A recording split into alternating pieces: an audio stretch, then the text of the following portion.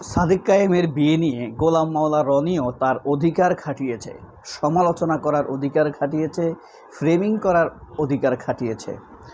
গোলাম মাওলা রনির মাইন্ড সাইলেন্সই ভালো না, ভালো না মানে খুবই ডার্টি, এটা বলা যায় স্পষ্টভাবে।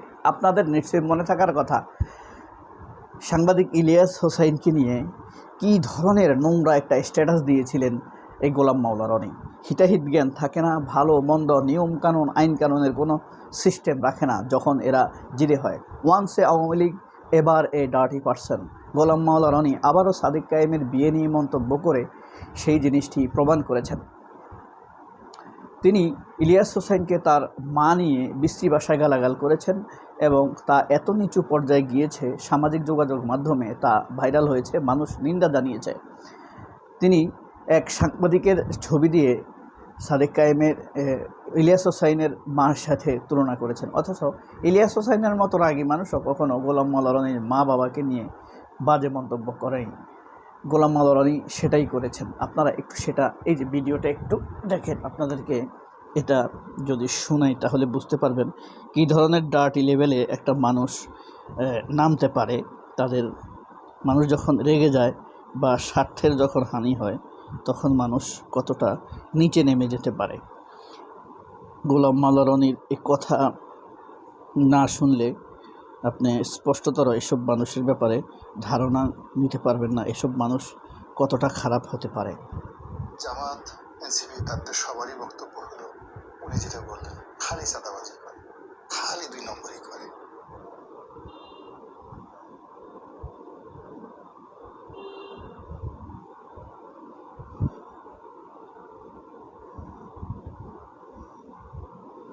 ময়লার বাক্স শেষ করে দেয়, ওইটা করে, ব্যাংক লুট করে, চাষে দেয় জিনিসপত্র করে। এই যে একটা ওয়েব চলছে, এক গ্রুপ একেবারে ফেরেশতা ধবধবে সাদা, আর এক গ্রুপ যেটা আছে কি ওই সাদার গায়ে কালা লাগানোর জন্য তাদের যত রকম মেশিনারিজ আছে, সেই মেশিনারিজ নিয়ে তারা কৌশল চালিয়ে যাচ্ছে। যেমন ডাকসু বিবি সাদেক কায়েমের একটা বিয়ে হলো, অসাধারণ। আমি তো এরকম বিয়ে দেখিনি, দেখলেই মনটা ভালো লাগে। বিয়ে হয়তো আসলে এরকমই হওয়া উচিত। দাওয়াত হয়েছিল না, দাওয়াত পাওয়ার মতো পর্যায়ে এখনো যায়নি, কিন্তু দূরে থেকে দেখেছেন। কিন্তু সুন্দর একটা চমৎকার বিয়ে, তা দেখে মানুষ মানে বলতেছে, বিয়ে লোকজন বলতেছে এটা একটা কাণ্ড হলো। এই সময় কেউ বিয়ে করে, সেইভাবে শিশু মারা যেতেছে, আর এইভাবে বিয়ে করতেছে। আর তারপর খায় কি, নিজে দাঁড়িয়ে দাঁড়িয়ে আনা গরুর মাংসগুলো মুখে দিয়ে দিয়া কোনো বর এভাবে সে বিয়ের মাংস নিজে নিজে খায় দাঁড়ায় দাঁড়িয়ে। এই ঘটনা কি দেখা যায়? ছি ছি ছি। জামাতের আর মানে কি বলে ইজ্জত বলতে কিছু নেই। মানুষ একেবারে নিজেরা টাকা পয়সা দিয়ে তার দলের একটা ভিভিকে আগামীতে ঢাকা সিটি কর্পোরেশনে দাঁড়া করাবে, এর জন্য সেটা মেজবান্দিলি করলো। কিন্তু বিয়ের মতো একটা পবিত্র জায়গাতে গিয়ে এইভাবে রাজনীতি করা, এটি কি ধরনের জামাতের পক্ষে সম্ভব? মানুষ সমালোচনা করতেছে।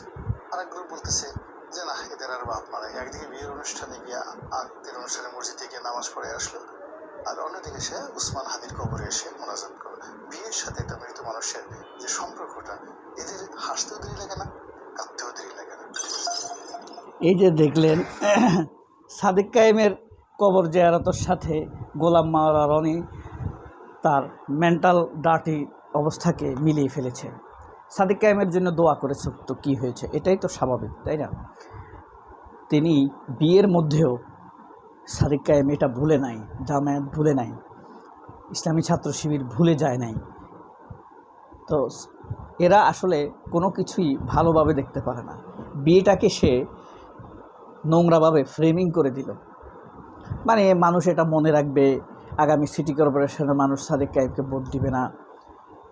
অথচ ওসমান হাদির শহীদ হবার পর কত বিয়ে হয়েছে, মানুষ সেই বিয়ে নিয়ে এত আলোচনা করেনি, কিন্তু সাদিক কায়েমের বিয়ে নিয়ে মানুষ আলোচনা করেছে, নিজেকে রিলেট করতে পেরেছে, তার সতীর্থরা এসেছে, কিছু মানুষ সমালোচনা করেছে এই গোলাম মাওলা রনির মতো, এটা তো থাকবেই।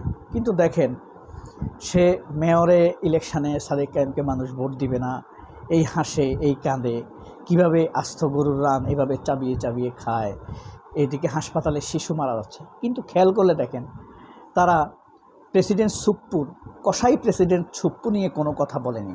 এতগুলো মানুষ মারা যাচ্ছে, কিন্তু তারা সেই মৃত্যু শিশুদের লাশের উপর দিয়ে এই ছুপ্পু পাঁচোয়া প্রেসিডেন্ট কসাই প্রেসিডেন্ট ছুপ্পু 22 জনের এক বিশাল টিম নিয়ে লন্ডনে গেছে চিকিৎসা করানোর জন্য। অথচ সেখানে চিকিৎসা করতে গিয়ে সে মার্কেটিং করছে, শপিং করছে। এই অমানবিক কথা এই রনিরা মনে করে না, এই আব্দুল নূর তুষারেরা মনে করে না, সামান্তা শারমিনরা মনে করে না, আনিস আলমগীরেরা সেটা যে একটা ভয়ঙ্কর অমানবিক বিষয় সেটা মনে করে না। বিয়ের জীবনের একটি অনুষঙ্গ। এখানে রাজনীতি হতেই পারে, রাজনীতির বাইরে কোনো কিছু নেই। রাজনৈতিক মানুষ ইনভাইট করলে এটা তো রাজনৈতিক কিছুটা হবেই। দলমত নির্বিশেষে সব দলের অত্যন্ত গুরুত্বপূর্ণ ব্যক্তিরা সেখানে এসে উপস্থিত হয়েছেন। ডক্টর ইউনূস এই বিয়ের জন্য শুভকামনা জানিয়েছেন। গোলাম মাওলা রনি কীভাবে এই শিশুদের মৃত্যুর অবস্থায়ও হাসে, 3 বেলা খায়, টকশো করে, অথচ দেখেন শিশুদের মৃত্যু নিয়ে কথা বলতে গিয়ে ডক্টর ইউনূসকে ফ্রেমিং করতেছে, তারা ইউনূসকে দোষী সাব্যস্ত করছে। অথচ সুপ্পু ইসলামী ব্যাংকের লুটপাটকারীদের একজন, এটা নিয়ে কোনো কথা বলছে না। প্রথম আলো রিপোর্ট করতেছে এস আলম নিয়ে, ছুপ্পুর কথা আনছে না, শেখ রেহানার কথা আনছে না। কারণ এটা বিহাইন্ডে কারা এই ব্যাংক লুটপাটের মূল কারিগর, তারা আনতেছে না, তাদেরকে আনছে না। ঠিক একইভাবে প্রথম আলোর মতোই গোলাম মাওলা রনিরা সময় টিভিতে বসে বসে, 71 টিভিতে বসে বসে এই ধরনের সমালোচনা করে। ন্যাস্টি মেন্টালিটির একটি পরিচয়। এরা মনে করে এদের কথার কৌশল, মারপ্যাচ মানুষ ধরতে পারে না। সাধারণ মানুষ ঠিকই এসব ধরে ফেলে। চায়ের দোকানে এদেরকে নিয়ে জুতা পেটা করে, এদেরকে পাবলিক প্লেসে পেললে ডিম মারবে, জুতা মারবে। ডিম মারা, জুতা মারা অপরাধ কিনা? যদি অপরাধ না হয় তাহলে আপনারা তাকে এটা মারবেন না। আনিস আলমগীর, আব্দুল নূর তুষার বা তুষার আবদুল্লাহও বলতে পারেন, এদেরকে এটা মারবেন না। এরা বিচার নিয়ে কথা বলে না।